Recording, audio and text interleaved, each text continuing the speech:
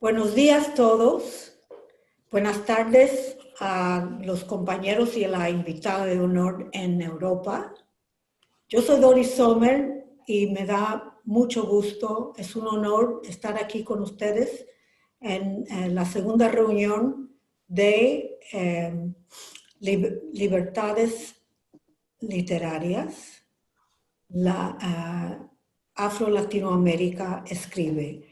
Y la invitada de honor es una distinguidísima autora afroperuana que vive ahora en Alemania, por eso nos estamos reuniendo a una hora temprana aquí en las Américas. Lucía Charún Illescas es famosa internacionalmente por su arte, por su imaginación, por su osadía como mujer afro-latinoamericana, la primera novelista afro en el Perú. Y será difícil imaginar la próxima porque Lucía es de un talento desbordante y por eso tiene lectores en muchos idiomas. Vi leyendo sobre su obra que la primera edición de su novela tan famosa, merecidamente famosa, Malambo, fue publicada en italiano. Y cuando hablamos por primera vez, me dijo que precisamente en Italia ha tenido conversaciones importantes sobre su arte literario. Esta es una oportunidad de seguir la conversación y grabarla para tenerla en los archivos ALARI.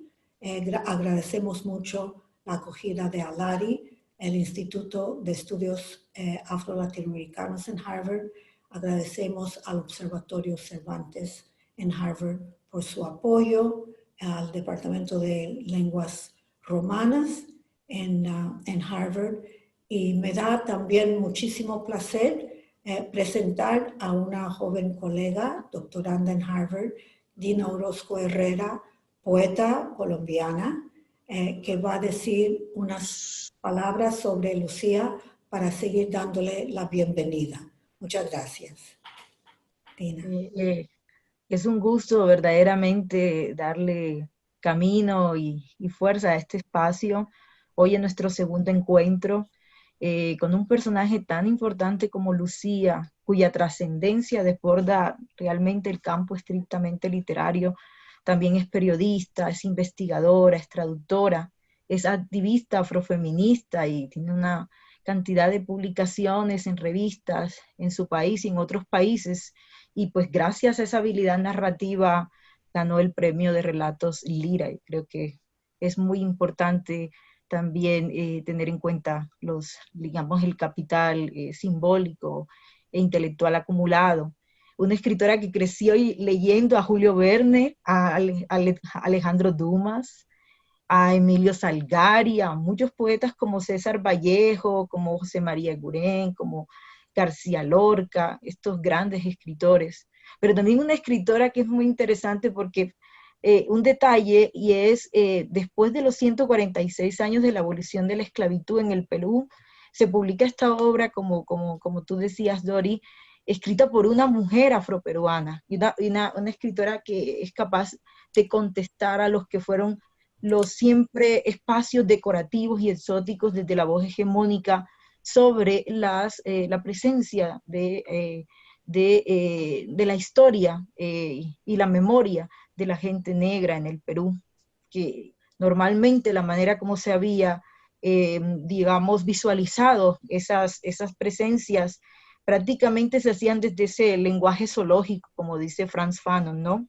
Y esta literatura es un hito fundacional, la de Lucía Felicita Charún Illescas, precisamente porque es una novela, ¿no? Que además de presentar en el discurso una fuerza que entronca con referentes de la mitología yoruba o del pensamiento yoruba, se inscribe en el proceso también de la reescritura oficial de la esclavitud africana en el Nuevo Mundo, desde esa ficción literaria, y adopta una perspectiva intracéntrica, utiliza una serie de artificios, de estrategias narrativas, anacronías, digresiones, para la búsqueda y en la búsqueda de la proclamación de la identidad afro.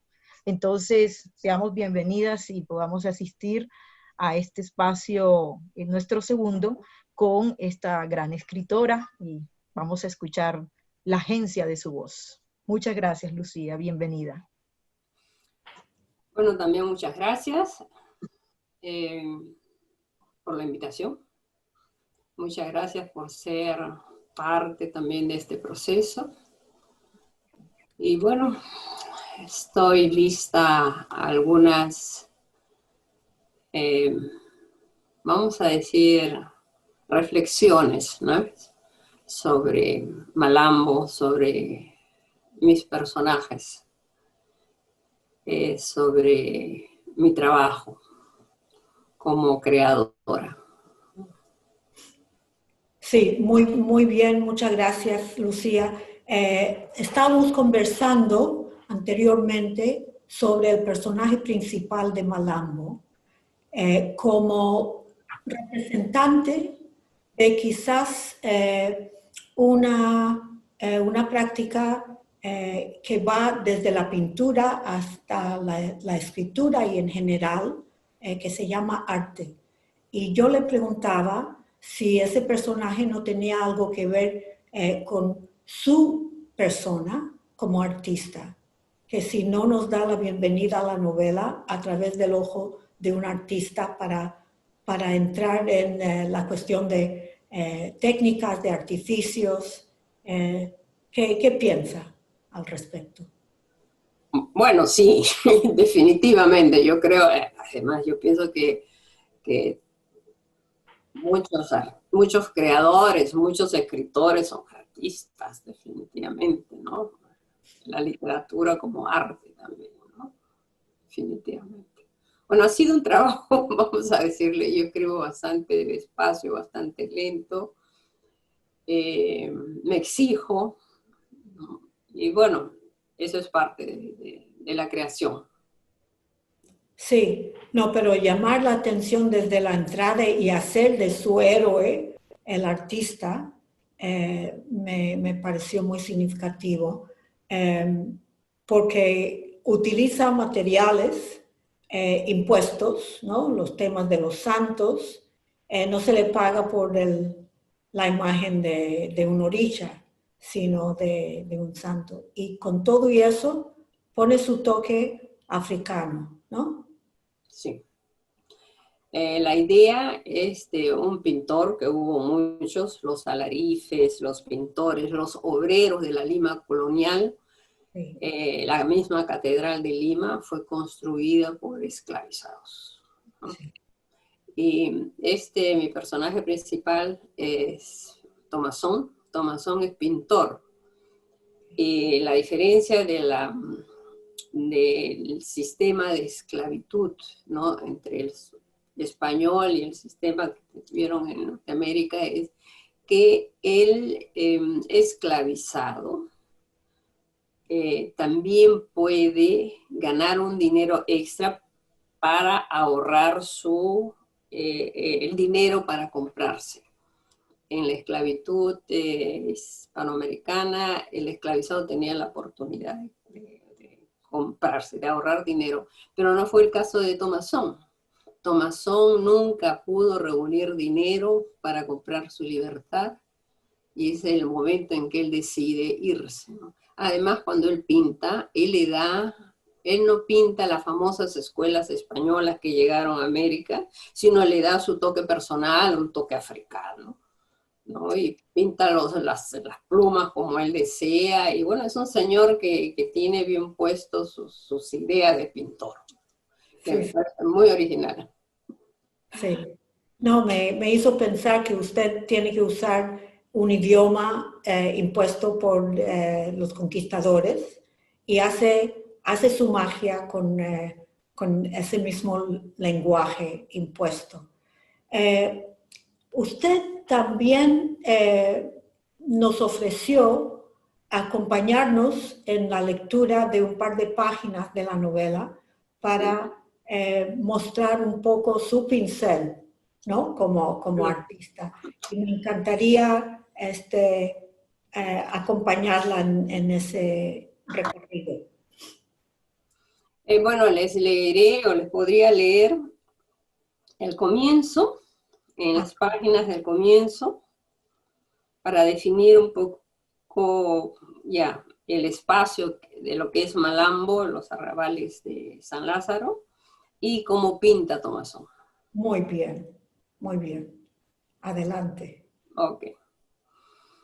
En la otra ribera, la del Palacio del Virrey, las casonas con frontispicio de cantería labrada, ventanales y celosías con cortinones de seda, el río se insinúa en adelgazamientos de cauce ordenado por cañerías de arcilla, unido a otros manantiales subterráneos, corre por la calle de las Mantas y el callejón de Petateros, y bajo la calle de los judíos, el callejón de los plateros, de los bodegones, de los espaderos, deja atrás el taconeo licencioso de las tapadas, en la calle de los polvos azules hasta encontrar la fuente de la Plaza Mayor.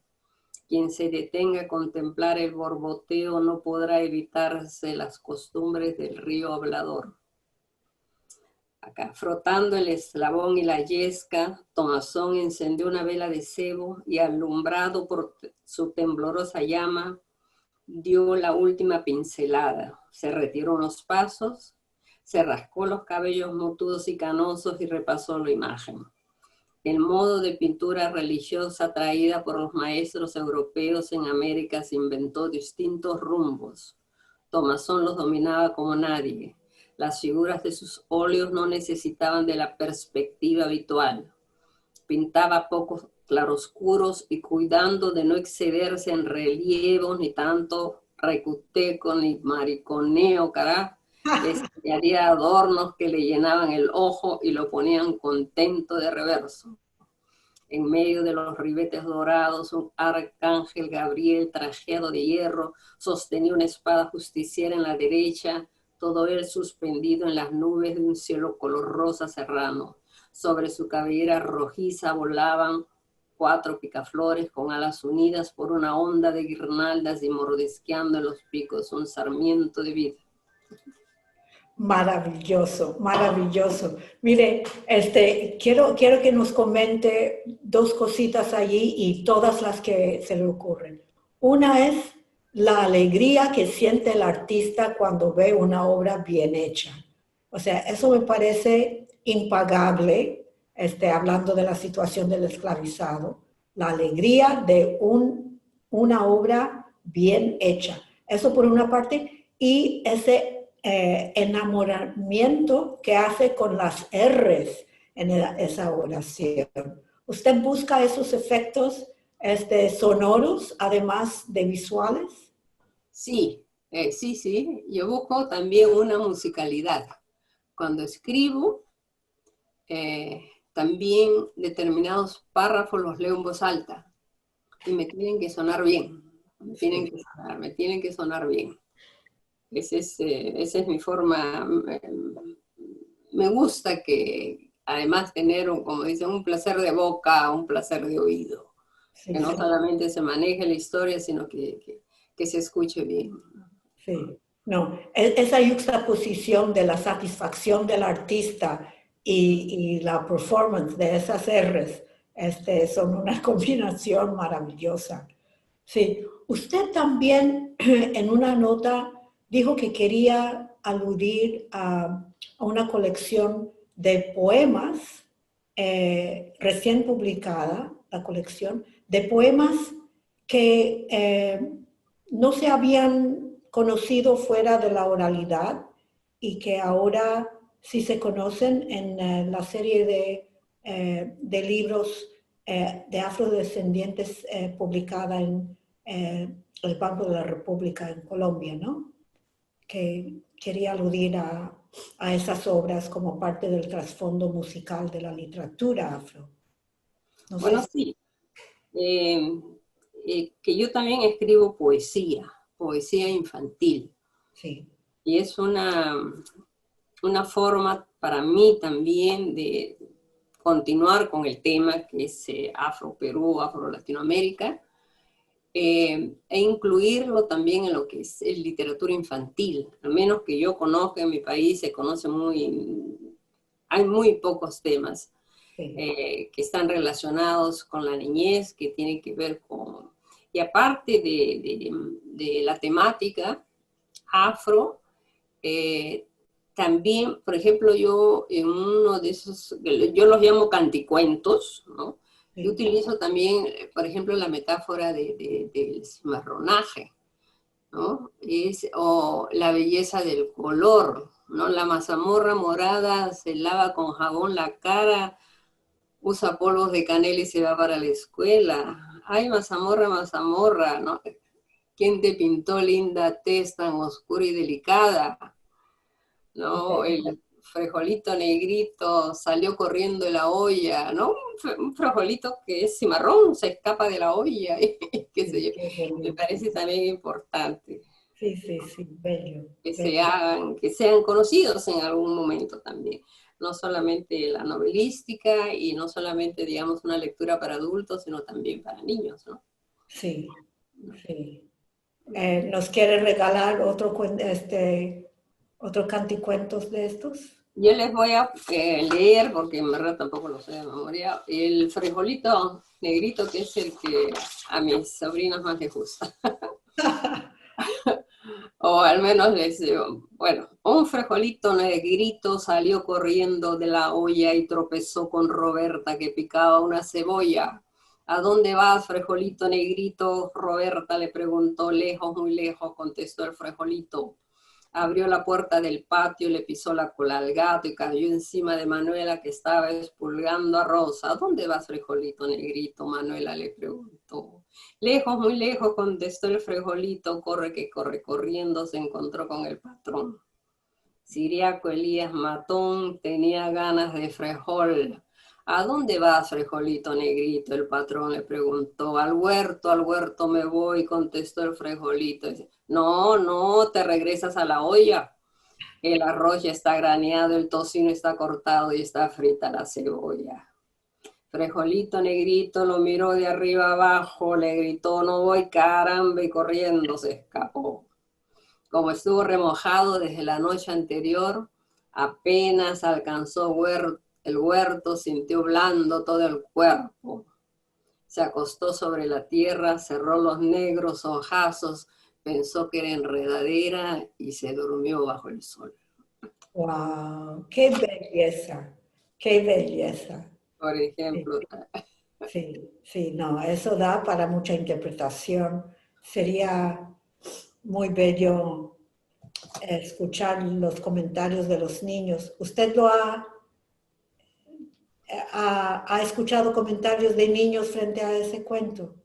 Bueno, había una programación que se tenía que hacer este año, que estuve en Lima. Yo ya con Lima me quedo varios meses, pero con la pandemia se ha truncado muchas cosas. Sí. Pero esa era la posibilidad, porque recién se publicó este año en Colombia y en el Perú se iba a hacer. Muy bien, bueno. Pero habrá momentos. Nos contará cuando pueda viajar, sí. Y le podemos pedir otro pasaje de la novela. Usted mencionó un par de posibilidades, porque creo que es una oportunidad que tiene, ¿no?, de guiarnos como lectores. Ya somos fanáticos. A ver si nos convierte en buenos lectores también. Lectores. Bueno, puedo leer este párrafo. Hay un momento en la novela de un personaje que desea volar. O sea, volar, escaparse, huir de ese momento. El tema del vuelo se repite en la literatura, en la mitología, ¿no?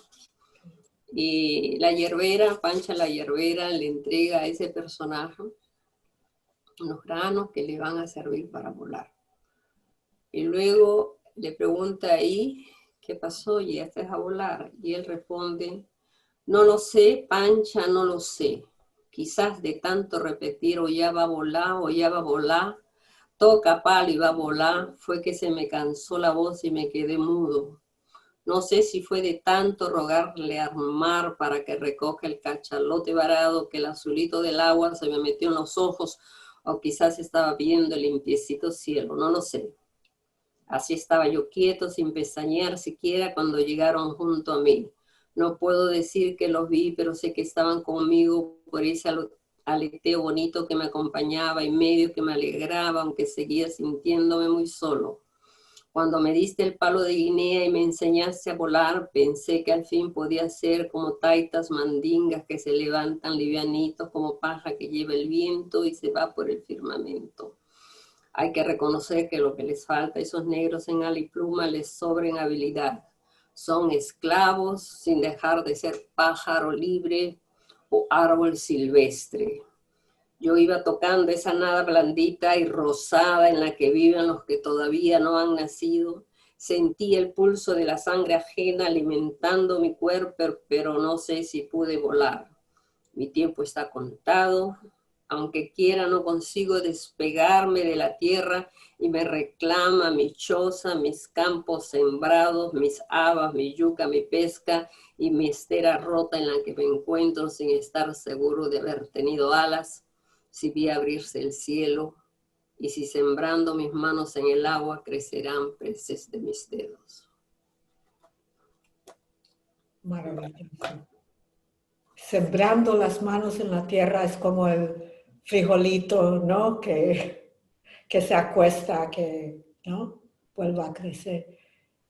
Y nos, como digo, nos quiere guiar en algunas de estas técnicas que utiliza ahí. El tema de volar ya lo mencionó.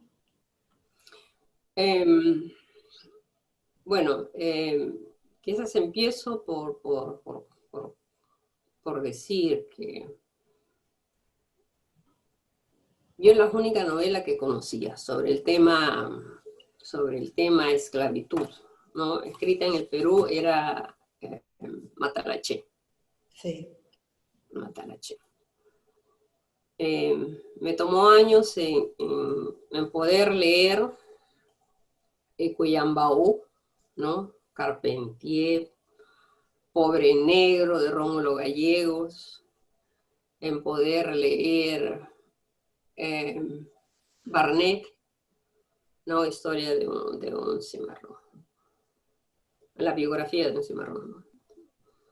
Entonces, digamos, yo tenía muy claro que cuando iba a escribir una novela con la temática esclavitud, iba a ser un personaje libre, un personaje cimarrón, personajes, y lo tenía que, al menos mi intención era que iba a ser, tenía que tener un corte histórico, ¿no? Pero aparte, yo me considero también poeta, iba a ser gran parte también mi colaboración de fantasía, mis libertades literarias. Sí. ¿No? Y es así como logro personajes vivos, personajes que sueñan, personajes muertos que se comunican todavía con los vivos, recuerdos de un África que posiblemente es para muchos quizás ya es una África imaginada, una África contada, y un revivir de los dioses africanos, ¿no? En el Perú, en Lima mismo existió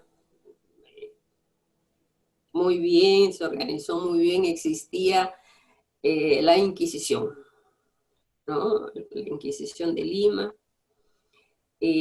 Me imagino que también por eso se han perdido la imposición de la Iglesia Católica en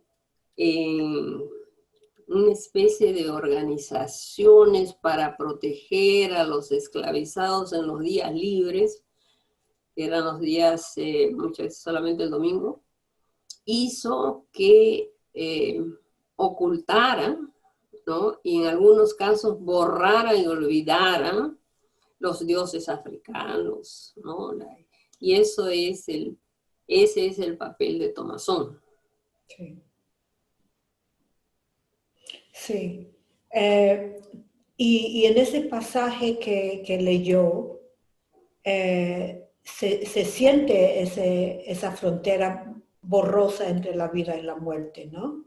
O sea, yo, por ejemplo, todavía no sé si ese interlocutor está vivo o muerto, ¿no?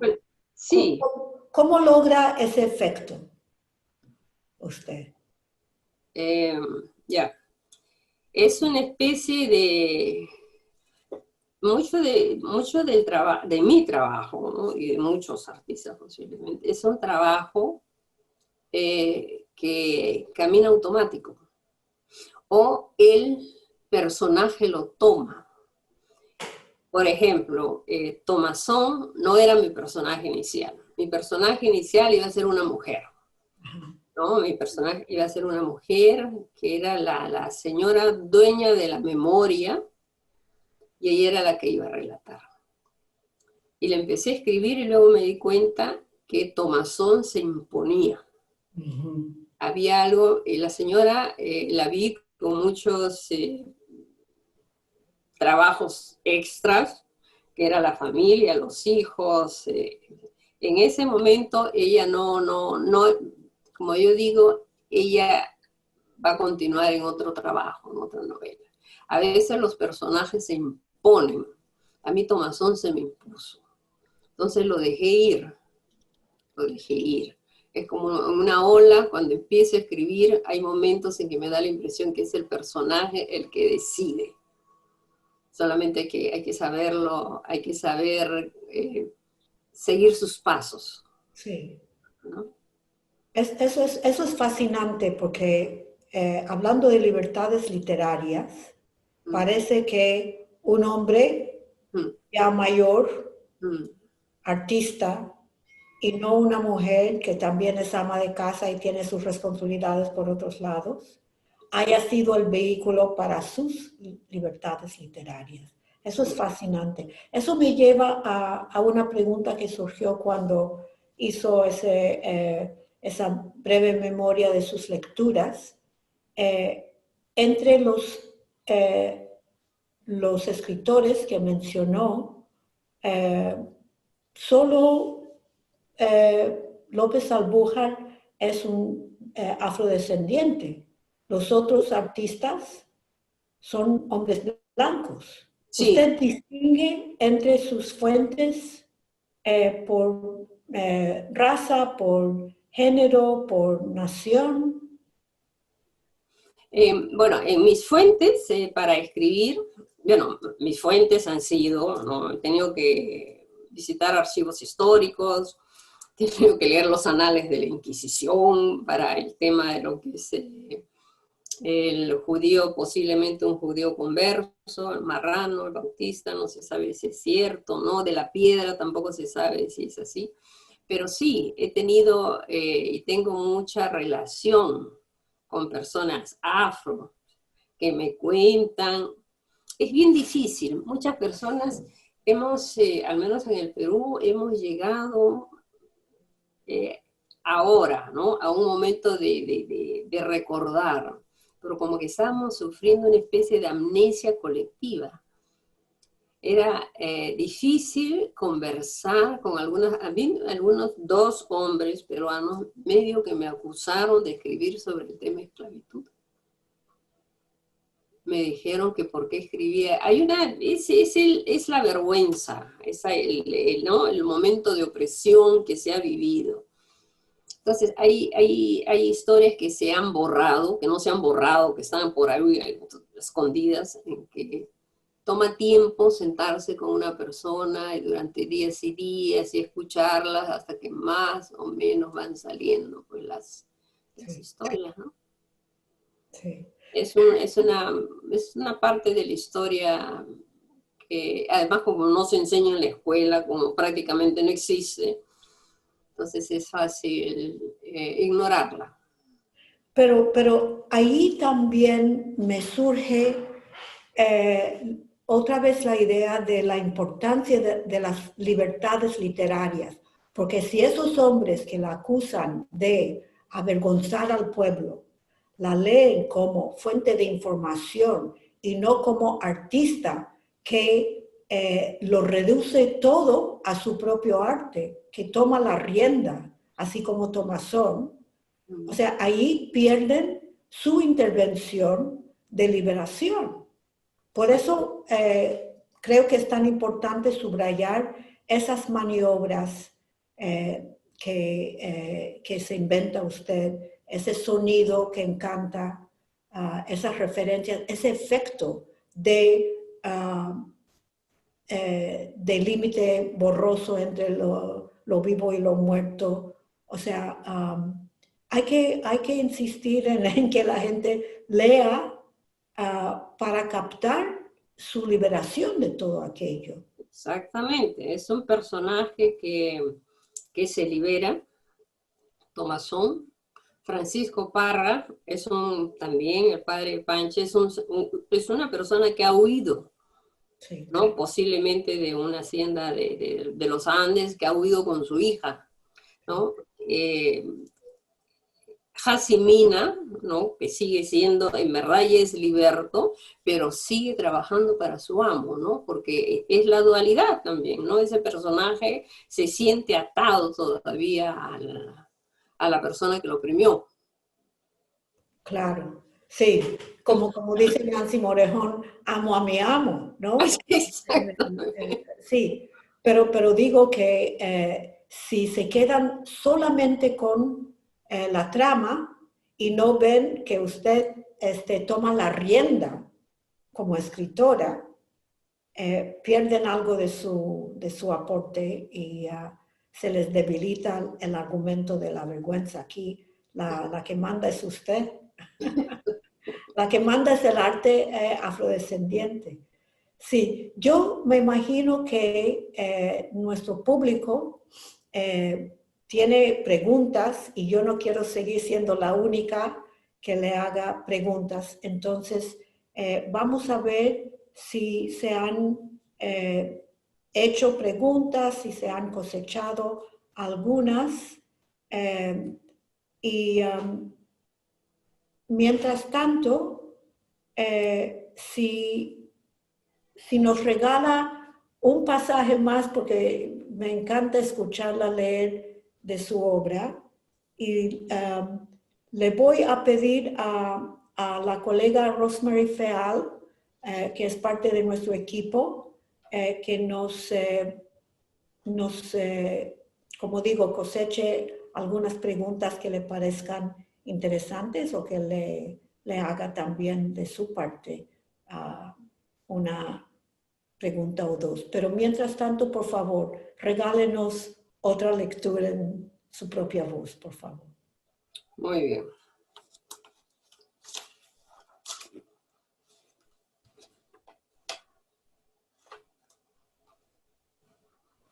Y me recuerda, Rosemary, que le pida al público, por favor, estimado público, estimadas escuchas también, por favor, escriban sus preguntas para que se puedan ver en el chat. Gracias.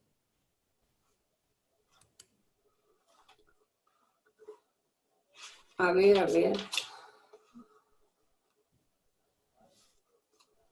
A ver, acá busco, quizás busco la descripción de Lima, de las 3 coronadas. A ver, o sea, la primera página, vamos a decir, ¿no? Los sucesos de esta historia van desde un trópico de manglares y orquídeas que nacen en el aire, hasta el azul frío y transparente del estrecho de Magallanes. Sus concéntricos lados se dan cita en la ciudad de los reyes bajo el blasón de un escudo azul de 3 coronas y una estrella fulgurante sembrada en los arenales de la costa frente al mar del sur. en la orilla equivocada, cerca de los corrales del ganado y las tierras de cultivo, y en las faldas del Cerro San Cristóbal, surgen las casuchas miserables del arrabal de San Lázaro, y las aguas del Rima le repiten a las sacuaras esos relatos que el viento pasea por los maizales y los campos de algodón. Suave llega el susurro a los sembrados de lúcumas y se mece entre los chirimoyos y el pacayal.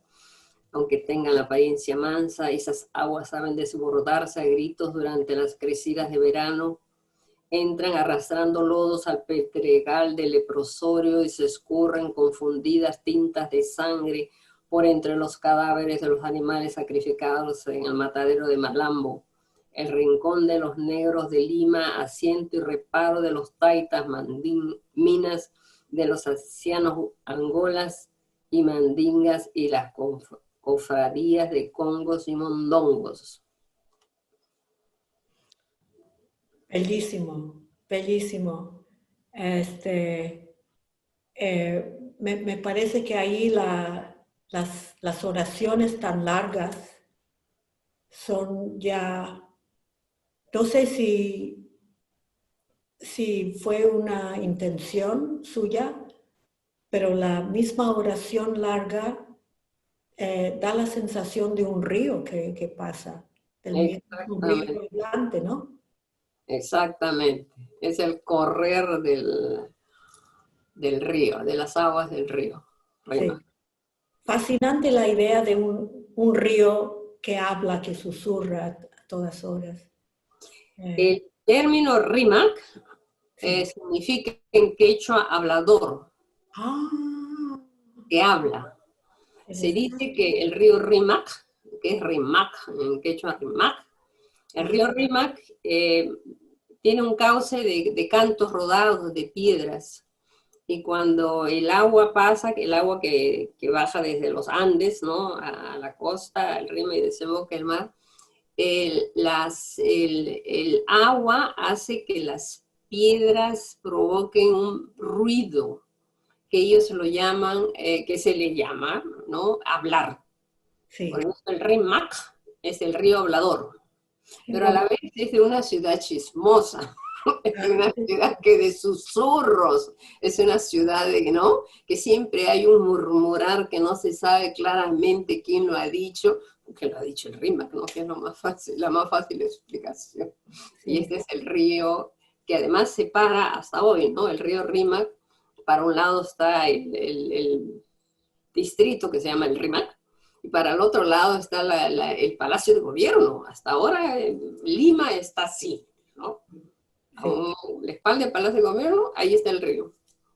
Bueno, ya tenemos varias preguntas y muy buenas. A ver si en el tiempo que nos queda nos puede regalar unas reflexiones al respecto de algunas. Patricia Cabarcas pregunta ¿cómo cree que las escritoras afro-latinoamericanas están construyendo desde su escritura el tema de la memoria? Yeah. El tema de la memoria es muy básico, ¿no? Entre todas, sobre todo en nuestra cultura afro, que es ha sido siempre una cultura anónima desde el punto de vista oficial, una cultura sin voz, ¿no? Y una cultura a la que le robaron la memoria, ¿no? Entonces es el trabajo de nosotras, sobre todo, memoria es un trabajo femenino. Me doy cuenta en las familias, quienes guardan la memoria son las abuelas. Son las mujeres las que guardan la memoria. Así que es muy importante, y yo pienso que sí, que sigamos trabajando en todo lo que es el recordar, en la memoria. Yo pongo como figura siempre a Sankofa, el Adinkra, ¿no?, de Ghana, que uno avanza, pero siempre mira hacia atrás, porque recordando el pasado se puede avanzar, se puede entender, comprender el futuro. Sí, esa es una hermosa imagen y se me ocurrió que en una lista de estrategias retóricas para las nuevas épocas, tendríamos que incluir la sankofa como tropo, ¿no? Exactamente. Como tropo retórico que sirve para muchas culturas. Sí. Bueno, muchas gracias. Aquí William Box, que es de nuestro seminario, pregunta, ¿cómo decidió usted el contexto histórico de la Inquisición? ¿Cómo funciona la ambigüedad entre la vida y la muerte en la novela? Ya no pudo contenerse, le hizo dos preguntas. Sí. Bueno, yo no sitúo exactamente a Malambo en una determinada época histórica, vamos a decir 1700, no lo sitúo. Pero es bien notorio que en la literatura peruana en Lima no se menciona a la Inquisición. A mí me llamó la atención que el tema Inquisición prácticamente no está incluido. Y como uno de mis personajes, que es también un personaje mayor, Manuel de la Piedra, que posiblemente sea un judío, y es parte de la historia. También hay que recordar que el negociado de esclavizados, el mercado mundial estuvo manejado por muchas personas, ¿no? Yo vivo aquí ahora en esos momentos en Alemania. Era un negocio globalizado. Entonces yo pensé que era importante incluir también a un mercader, aparte que existe históricamente, quema de judíos en Lima. Eso no lo he inventado. Entonces quería tener a este señor y quería tener también otras etnias, ¿no? Quería tener a un personaje judío, tengo un personaje yaguar inca, por ejemplo, que es posiblemente uno de los descendientes también de los incas. Por eso me fue importante a mí también colocar, porque estamos hablando, el tema también trata de violencia, ¿no? Y violencia que mantuvo la iglesia también, ¿no? En esa época. Sí. De opresión, de negación de una libertad religiosa. Sí. Precisamente al mencionar al personaje Yaguar Inca, se conecta con otra pregunta aquí. Para el resto de América Latina predomina el saber de lo indígena. Para el resto nos encontramos lo afro a partir de viralizarse Victoria Santa Cruz. Prácticamente dice Orlando Isaac que lo afro es invisibilizado. Entonces, es interesante que usted, desde el punto de vista afro, incluya a los demás, a los que, incluso los que invisibilizan la presencia afro a su vez, ¿no? Exactamente. Hay personajes o hay etnias, hay grupos que son invisibilizados, no solamente los afrodescendientes por la historia oficial. Sí. Yo lo que no le respondí a la pregunta anterior, creo que era ¿por qué situó también la novela La vida y la muerte? Creo que algo así había preguntado. No, la pregunta era sobre la pregunta anterior sobre la ambigüedad. Yo creo que dijo algo al respecto. Quizás con esta última pregunta podemos ir cerrando. Esta pregunta viene de la India. El doctor Ashwani quiere saber cómo las escritoras afrodescendientes están llevando sus voces de autoafirmación e igualdad en sus obras. ¿Podría dar ejemplos de algunas obras?